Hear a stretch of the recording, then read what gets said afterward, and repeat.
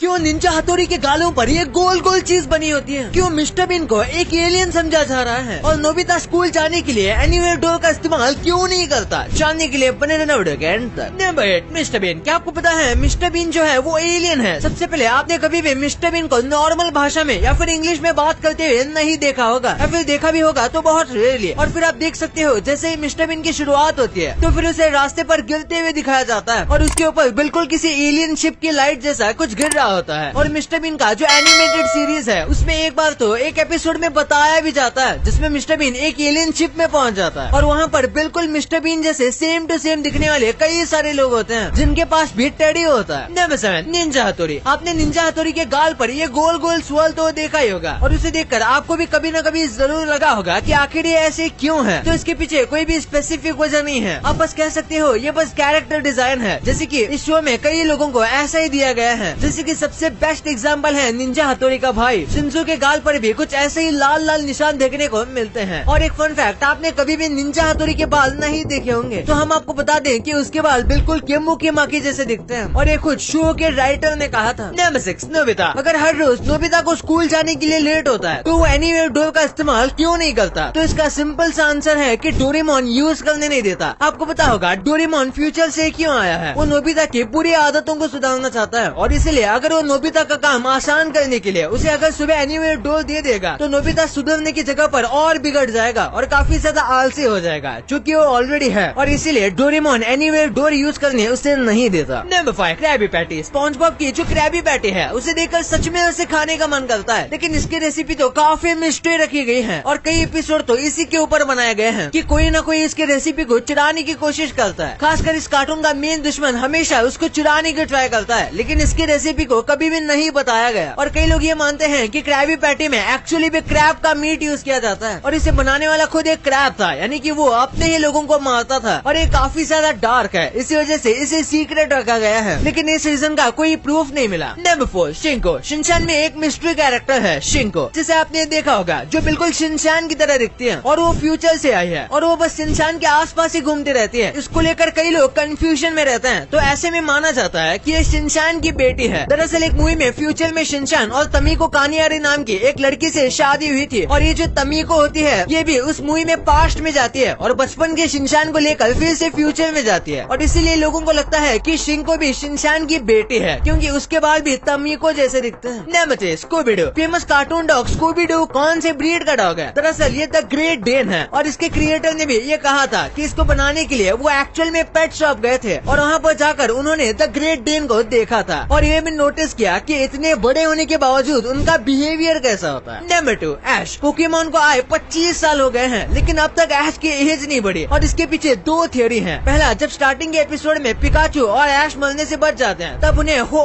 Pokemon दिखता है और लोग कहते हैं कि जो भी इसको देखकर विश मांगता है वो पूरी होती है और इसलिए कई लोग कहते हैं कि ऐश ने हमेशा ऐसे ही रहने की विश मांगी थी और इसी वजह से अब वो बच्चा ही रह गया। और दूसरी थियोरी ये है जो कि काफी ज्यादा डार्क है कि ऐश अभी भी कोमा में है, यानी कि पहले के एपिसोड के झटकों की वजह से ऐश कोमा में चला गया था और अभी वो जो भी कर रहा है वो सब उसके सपने में चल रहा है। Number 1, number 113, Pixar movies. Pixar movies में कई जगह पर 113 नंबर लिखा होता है। पिक्सर मूवी में ज्यादातर जो गाड़ियाँ होती है उनके ऊपर यही नंबर दिया जाता है। पिक्सर मूवी में कहीं न कहीं ये नंबर जरूर लिखा जाता है जो कि एक इनसाइड जोक है जो कि एनिमेटर दूसरे एनिमेटर के लिए ड्रॉ करते हैं। दरअसल पहले पिक्सर क्लासरूम में बैठकर एनिमेशन किया करते थे और उस क्लासरूम में जो नंबर था वो यही था 113 और इसीलिए ये अभी भी अपने मूवीज में इस नंबर को लिखते हैं।